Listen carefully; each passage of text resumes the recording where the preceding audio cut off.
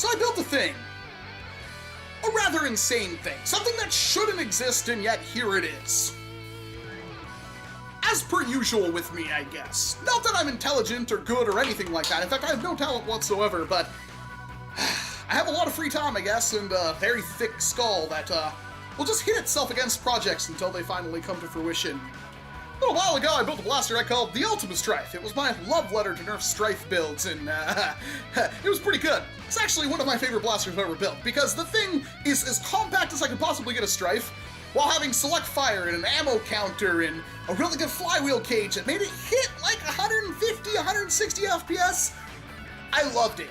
In fact, I still love it, but as time went on, I started to develop tiny flaws with the select fire kit I put in there. I believe it's the version 3.6, and the pusher mechanism in that just doesn't seem to be up to snuff. If I put in too strong, like a magazine that's really not got a good spring in it, and I put in some brand new darts, the pusher will sometimes hang pushing darts into it, at least if you try to do anything over a single shot, which is kind of disappointing. So I haven't been using it as much as I'd like to, and not too long after I made that video, the version 6 select fire kit came out, and that was a whole world of a difference. That thing has so many features that most people don't even know how to do any of them. It has all sorts of weird stuff on it. It's got an ammo counter built into the select fire kit. I mean, one that counts up, not counts down, so it's not nearly as cool as it could be, but it's got a little 5-section joystick on it, and all this crazy fun stuff. You can apparently change, like, the firing speed, the cycling speed of, like, your 3-shot burst or full auto, and maybe there's even a way that you can change the spinning of the wheels. Nobody really knows. It's all kind of cryptic, but it works extremely well, and you'd be thinking, why don't you just take that and put it in the Ultimastryfe and make the Ultimastryfe perfect? And, well, you'd not be wrong. I thought about that plenty of times, but the problem was that that already had an ammo counter built into it, and I felt like it was a waste to have 2 ammo counters built into one blaster. So I never did.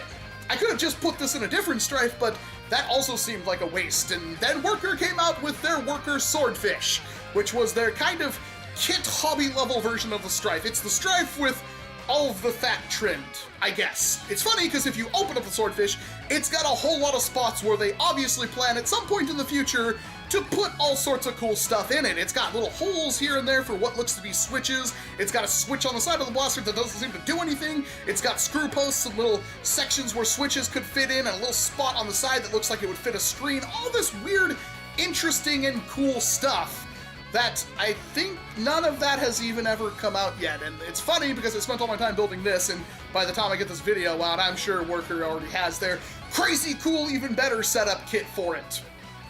This is the portion of the video where I try to explain what I did in lieu of actually having some kind of functional tutorial, but this is definitely not a mod for everyone. If you think you can do this, go for it, but if you've never done anything like this before, I would not recommend trying to do this the first time. So, we got some cutaway right there for the actual display. I can't fit the entire bezel there. I mean, maybe I could, but it would just be big and ugly, so I didn't use that. Then we've got this right here. Something to keep in mind is that these pieces are not meant for the Swordfish, so you have to cut a lot and sand a lot and do a bunch of stuff to get it to fit, because the shell is a lot thicker than the standard Strife shell. Up next, we've got all of the cutting to put that board there. There's a bunch of screw posts in here, probably from something Worker's going to add in the future. Deleted all of that, deleted all the stuff up here, bunch of stuff back here, all gone. Down here, not really a whole lot we have to change. This is where I put, like, the Arduino and stuff like that. There's a little piece right here. It literally has, like, a switch, like a micro switch. I think Worker plans on doing something up here at some point in time, but, just kind of carve it out. You can put the thing right here for changing the speed of the flywheels. This is the cage meant for the Swordfish, so that fit perfectly fine. There's a little bit of rubbing, I think, but I only think that's because it's not screwed down. So this has worked perfectly fine. The only issue I have, and yes, it does in fact work.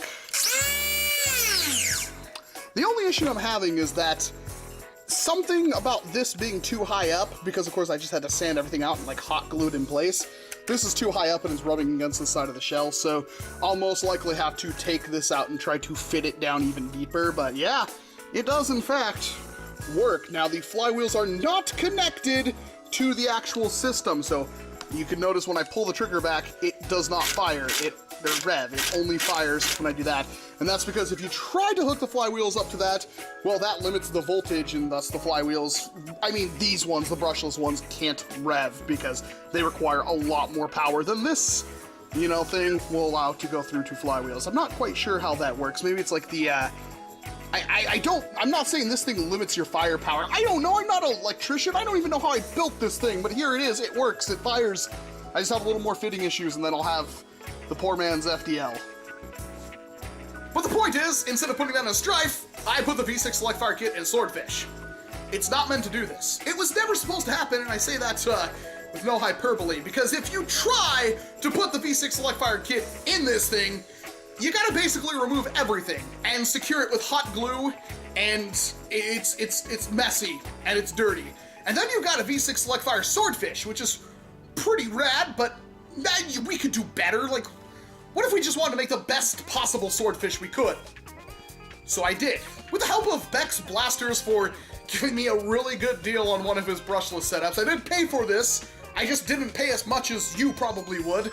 And I thank them profusely for that, and that's why they're getting a shout out in this video, among other reasons, because they sell brushless setups, and they came to me and said, hey, I want to build a brushless blaster? You see, you haven't done that yet. And I was like, yeah, I do, but they're expensive. All right, I'll give you a deal, and you cut me, mention me in the video, and we'll build the best thing you possibly could, and it'll hit really hard, and you get all of the YouTube views.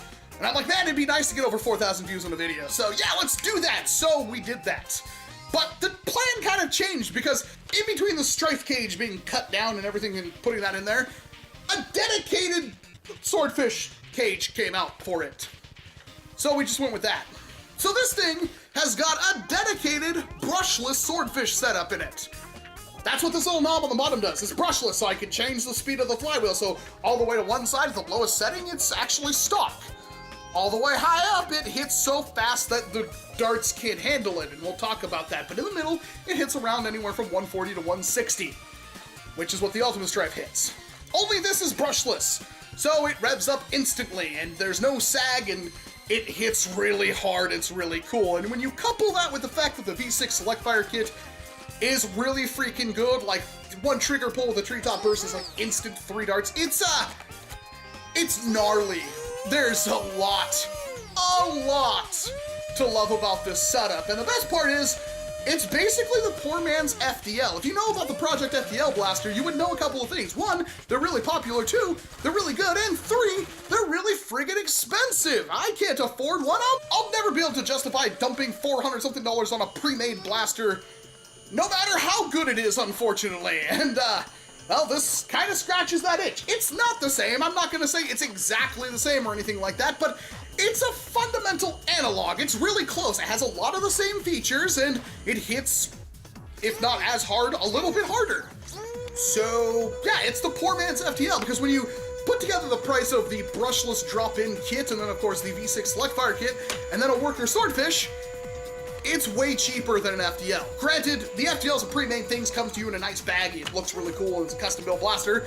This is a custom-built blaster, but it's using a shell that already exists, so I mean, there's pros and cons to that, obviously, because I could just slap whatever on this thing and make it look like this, and somebody else could have the same base blaster and make it look completely different. Maybe they want a big rifle setup, and maybe they want all of the kits that all exist for the Strife and want to make their Strife hit really hard. You can also just put all this in a Strife. But I put it in a Swordfish because the blaster's clear. And since the blaster's clear, you can see all of my terrible cut marks and scratches and hot glue, and I don't really think I thought this through. Now, I've played with FDLs, but I've never actually owned one, so my experience with them are limited, but this is pretty freaking cool. I would say it's directly comparable, and if this can get a little bit of traction, maybe Brett will be nice enough to come down from his ivory tower and we can compare FDL to this thing, because I think that's a video that needs to happen, because while this is like half the price to make it, I mean, is it half as good? Who knows, but it's pretty freaking good. Now, there is the problem that when I use this thing at max speed, it hits about as hard as it does at half speed, which is not great at all. That shouldn't be happening. I did talk to Bex Blasters about this, and they said that it's going to take you a few hundred shots to get the kind of burnt up foam on the flywheels in order for it to grip darts a little bit better, and it's probably just pushing the darts so fast because the flywheels are moving so fast that there's a little bit of what's called diminishing returns because it's moving so fast it can't grip the dart, therefore, you know, isn't getting as high of FPS as it could, but it's still doing it really good. It's still the hardest hitting blaster I've seen in a while, and I have a feeling that Fort Borst will never be the same, because not only does Jose now have a Brushless Raven, and Brett now have his FDL, but now I have this thing! I know most of my videos are kind of just me rambling and talking, but this is like, this is so cool, man. Like, people get on my case for getting really excited about blasters and stuff like that, and I would say, like, it's the best ever, and they'd be like, no, it's not! I hate you! This is really good. It's really freaking good. It just fires so fast, and it hits so hard. It's so cool! And I can completely configure this, so if more kits come out in the future for the Swordfish, and they will, then I can build this up. I mean, there's even a new piece on here. This is that new, like, P90 style foregrip that Worker just came out with. You can find this piece right here on workerkit.com, and it's just like, it's so comfortable, and it's just so cool how it's all like clear, even if the clear is like slightly different shades and doesn't work. It's just so, I'm so happy with this. I really wanted to put the Chornobarrel on this, but there really isn't a good way of doing that, unfortunately. It doesn't really fit the aesthetics of the Swordfish at all. It sticks out like this side by like, I don't know, like a quarter of an inch, which is kind of annoying, but I mean, it just, this thing's so cool. If you want a stupidly high-end Swordfish, like if you want a stupidly high-end brushless blaster, like for the same price that I spent on the Ultimastryfe, that was like a $250 blaster. This is also like a $250 blaster, so it evens out. And this is pretty much better in every single way, unfortunately. Yes, the ammo counting isn't nearly as cool, because again, it only counts up as you fire it, but it's still really good. And this has, you know, built-in shut-off and everything for if your LiPo gets down below a certain amount. This is running a 3S LiPo, and it was an absolute pain to stuff the entire 3S LiPo in here. It was actually like really difficult. I basically had to bury the connector into the blaster in order to get, even with the expanded battery door for the Swordfish, to basically get that entire 3S 1000 mAh graphene battery in here. But it's awesome. And if you have a soldering iron and some hobby nippers and a hobby knife with a couple of spare sharp blades and a Dremel and some time to kill, you could definitely build this. It's not very hard. I'm surprised it even works. It's not going to be easy, but adjustable rate of fire, adjustable velocity, select fire, cool shell. I could dye this a different color if I wanted to, but all in all, I'm really freaking happy with this blaster. This is bar none. Like, this is, I'm very happy. I plan on using this for a very long time, hopefully.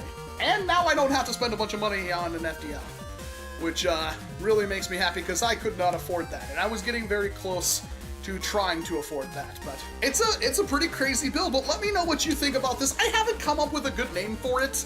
I was thinking of calling it the Ultimarlin because I thought that was funny, or like the Ghost Fish or something.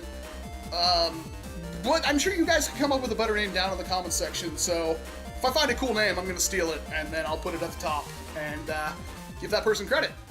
Yeah. So I'm Walcom S7. Thank you very much for watching this video. I can't wait to shoot somebody with this thing, but yeah. Thank you very much for watching this, sincerely, and I hope to see you in an entirely different video. I really like this. You gotta